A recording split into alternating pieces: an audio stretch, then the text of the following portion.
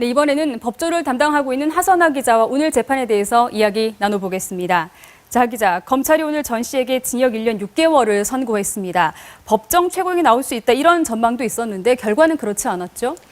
네, 이 사자 명예훼손죄의 최고 형량은 2년 이하의 징역 또는 금고 또 500만 원 이하의 벌금형인데요. 네. 이 검찰이 구형한 1년 6개월은 법정 최고형은 아니죠. 이 기존의 명예훼손 사건들의 경우 벌금형이 내려진 경우가 많고 또 양형 기준 등을 고려해서 이렇게 구형한 것으로 보이는데 당장 논란이 일고 있습니다. 네. 이재명 경기지사도 곧바로 이 구형량에 대해서 의견을 냈더라고요. 어떤 반응들이 나오고 있습니까? 네, 그렇습니다. 이재명 경기도지사는 자신의 SNS에 검찰의 구형이 최고 법정형인 2년에 미치지 못한다면서 글을 올렸는데요. 네. 이 전두환의 건재는 대한민국의 부끄러운 자화상이라면서 반드시 단죄해야 한다고 밝혔습니다. 이 법정 최고형 구형을 기대해왔던 5월 단체들도 아쉬움을 감추지 못하고 있는데요. 네. 한 5월 단체 관계자는 전 씨가 줄곧 허위 사실을 이야기해왔고 또 반성하지 않아 그 죄질이 가볍지 않다면서 재판부의 최종 선고에서만큼은 반드시 법정 최고형이 내려지길 바란다고 말했습니다. 또 이 사건의 고소인의 변호를 맡았던 변호인 측도 다소 아쉬움을 내비쳤는데요. 이 구형량은 다소 아쉽긴 하지만 검찰이 징역형의 실형을 구형한 점과 또 사자명예훼손죄 양형 기준 등을 고려를 해서 구형량을 1년 6개월로 정한 것으로 보이기 때문에 나름의 의미 부여는 가능하다고 본다고 말했습니다. 네.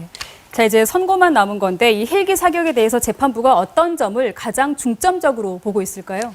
네, 이 전 씨의 혐의는 사자 명예훼손 혐의입니다. 이 사자 명예훼손죄는 일반 명예훼손과는 다르게 허위 사실을 적시해서 이 고인의 명예를 훼손할 경우에 성립됩니다.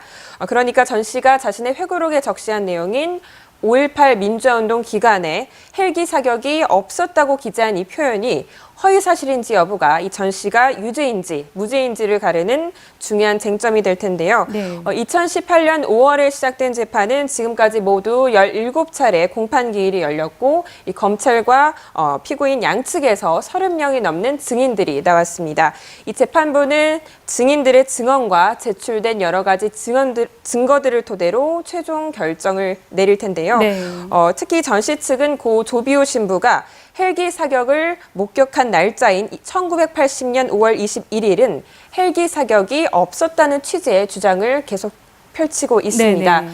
따라서 재판부가 5.18 민주화운동 전체 기간 동안에 헬기 사격이 있었는지 아니면 날짜를 특정해서 헬기 사격이 있었는지 여부를 판단할지가 쟁점이 될 것으로 보입니다. 네. 자, 그렇다면 재판부가 기존 판례도 참고를 할 텐데 관련된 판결 어떤 것들이 있습니까? 네, 가장 최근에 있었던 판례가 구구인사 지만원 씨의 판례인데요. 네. 이 온라인 등에서 5.18 민주화 유공자들을 북한 특수군이라고 주장해서 명예를 훼손한 혐의로 기소가 됐는데 네. 올해 2월 1심에서 징역 2월에 벌금 100만 원을 선고받았습니다. 또 하나는 조현오 전 경찰청장의 사자 명예훼손 사건 판례인데요. 고 노무현 대통령의 차명 계좌가 존재한다라는 이 발언을 한 혐의로 기소가 돼서 대법원에서 징역 8개월의 확정 판결을 받았습니다. 네. 자, 여기까지 정리하죠. 고맙습니다.